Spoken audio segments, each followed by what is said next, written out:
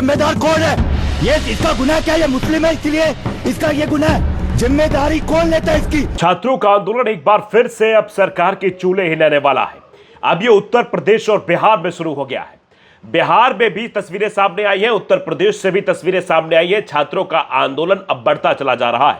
वो अपनी मांग को लेकर अब सड़कों पर उतर रहे हैं। ब्रजेश पाठक का घर घेरा गया है। ब्रजेश पाठक जो कि डिप्टी सीएम, उनका घर घेरा गया है। वो क्या तस्वीरें हैं वो हम आपको दिखाएंगे, साथ ही साथ बताएंगे कि बिहार में किस तरीके से प्रदर्शन चल रहा है, बिहार में किन मांगों को लेकर छात्र सड़कों पर है वो प्रदर्शन कर रहे हैं, और बताएंगे कि किस तरीके से सरकार जो है वो डरी हुई है। छात्रों की गूंज कार्यक्रम जो है लगातार कराया जा रहा है। प्रयागराज में रोक लगाई गई, देहरादून में रोक लगाई गई, अब पुणे में भी बीजेपी ने 14 दिन का बैन लगा दिया है कि वहां कार्यक्रम राहुल गांधी का ना हो पाए। इस पर भी बातचीत करेंगे।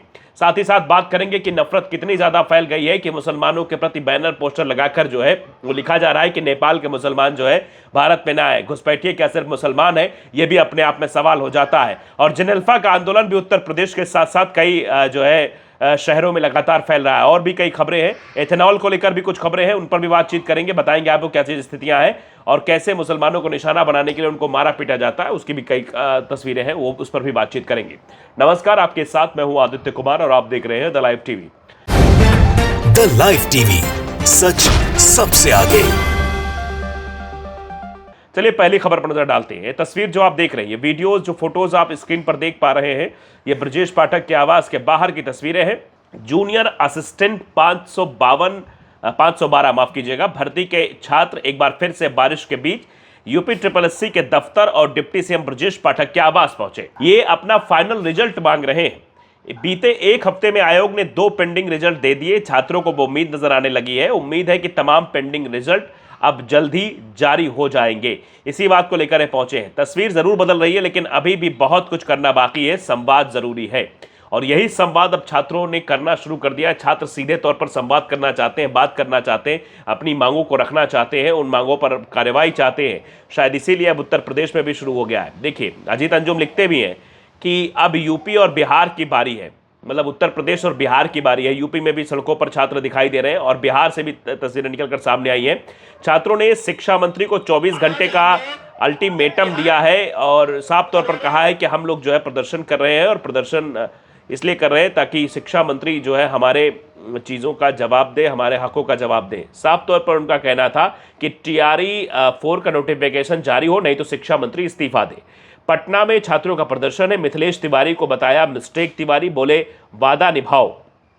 अब समझ लीजिए कि बिहार और उत्तर प्रदेश में भी अब यह प्रदर्शन शुरू हो गए हैं। छात्रों को शिक्षा मंत्री का सीधा अल्टीमेटम दिया गया है। उनको यह साफ तौर पर कहा गया है कि अगर आप नहीं सुनेंगे, नहीं समझेंगे तो फिर जो है कार्रवाई जो है सुनिश्चित करिए, नहीं तो फिर दिक्कत हो जाएगी। तो छात्रों ने जिस तरीके से अपना वर्चस्व बढ़ाया है और जिस तरीके से राहुल गांधी पर उनका भरोसा बढ़ा है, रांची में जो आंदोलन चल रहा था, राहुल गांधी की भूमिका उसमें बहुत बड़ी बताई जा रही है कि राहुल गांधी ने फोन पर बातचीत की और उसके बाद 2 मंत्री जाकर वहां पहुंचे, अनशन तुड़वाया, उन छात्रों की सभी मांगे मानी गई। आप समझिए कि जंतर मंतर में जो आंदोलन हुआ वहां छात्रों के प्रतिनिधि को जाना पड़ा, वहां बैठाया गया उनको, उनका मोबाइल तक ले लिया गया, तमाम उनके साथ प्रताड़ना वहां पर की गई, दबाव बनाने की कोशिश हुई, तब जाकर मिले, बातचीत हुई। यहां पर रांची में क्या हुआ, इसका जस्ट उल्टा हुआ। सरकार के प्रतिनिधि खुद मिलने पहुंचे, उन छात्रों से अनशन तुड़वाने पहुंचे और जंतर मंतर पे तो अनशन कर रहे लोगों को उठा लिया जाता था। सोनम वांगचुक को सुबह सुबह पुलिस उठाकर अस्पताल में एडमिट करा देती है। यह अहमन्यता और अहंकार, ये अंतर है भारतीय जनता पार्टी की सोच में और अन्य विपक्ष की पार्टियों की सोच में, वो साफ तौर पर दर्शाता भी है। इतना डर है, इतना भय है इस सरकार में कि देखिए पुणे में कर्फ्यू लगा दिया गया। Pune curfew news, police impose ban on these activities for next 14 days starting tonight, here what's allowed what's not.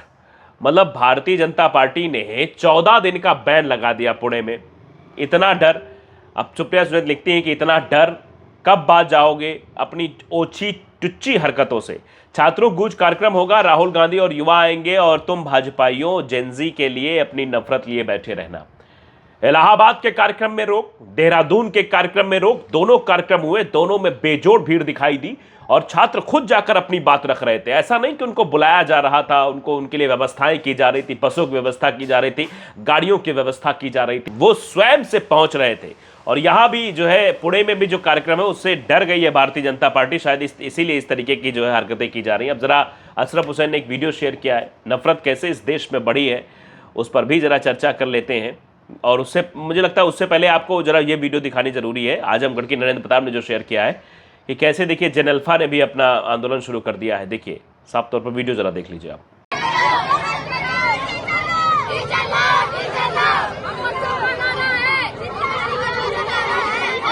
Narendra Pratap ने वीडियो शेयर करते हुए लिखा कि बेलगाम शुल्क वसूली के विरोध में जन अल्फा ने स्कूल बंद करके स्कूल के सामने स्ट्राइक शुरू कर दी और कई खामियों को गिनाया।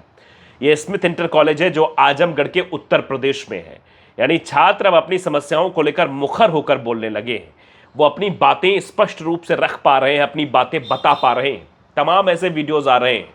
राजस्थान के शिक्षा मंत्री तो इतना डर गए कि उन्हें यह ऐलान करना पड़ा कि कोई भी वीडियो कैमरा लेकर स्कूल के अंदर ना घुसे, इससे जो है निजता का हनन होता है, जो छात्र वहां पर है उनकी निजता का हनन होता है। ठीक है साहब, कुछ लोगों ने यह भी उस पर रिएक्शन देना शुरू कर दिया कि ठीक है जब स्कूल बंद रहे तब आप अनुमति दीजिए, तब अंदर जाकर जो है वीडियो बनाकर वहां से लाया जाए, वहां की व्यवस्था दिखाई जाए। तो शायद इस पर शिक्षा मंत्री साहब कुछ जवाब नहीं दे पाएंगे। अब अशरफ हुसैन ने एक वीडियो शेयर किया, जरा ये देख लीजिए किस तरीके की नफरत देश में फैलाई जा रही है। देखिए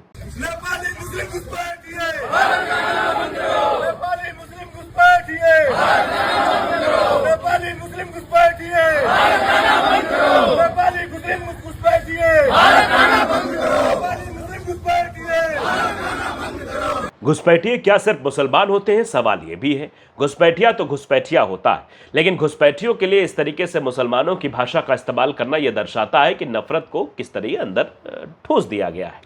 अशरफ हुसैन लिखते हैं कि इन लोगों के पास कितना फ्री टाइम होता है। अब नेपाल के मुसलमानों का भारत में प्रवेश पर विरोध कर रहे हैं। अगर घुसपैठिए की ही बात है तो केवल मुस्लिम क्यों, जो भी घुसपैठिया उस पर आप कार्रवाई करने की बात करिए, लेकिन मुस्लिमों के बारे में इस तरीके से बोलते हैं कि आप जानते ही हैं। अब देखिए ये अरुण यादव है जिनको जो है आईटी सेल का सह संयोजक बनाया गया है। ये क्या लिखते थे, मुझे तो पैग में पैगंबर नजर आता है। अरुण यादव की पोस्ट उमा शंकर सिंह लिखते हैं।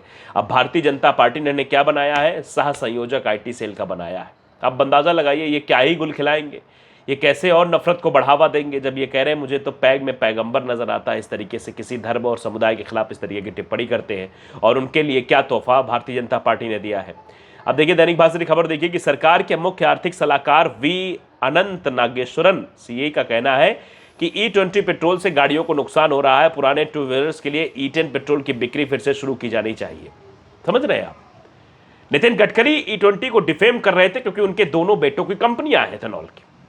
अब सच्चाई सामने है कि E20 से गाड़ियों को नुकसान हो रहा है, पुराने टू व्हीलर्स के लिए E10 की पेट्रोल बिक्री फिर से शुरू की जाए, ये साफ तौर पर कहा जा रहा है अनंत नागेश्वरन द्वारा, जो कि सरकार के मुख्य आर्थिक सलाहकार हैं। उनका कहना है। अब क्या इस पर विचार करेगी सरकार?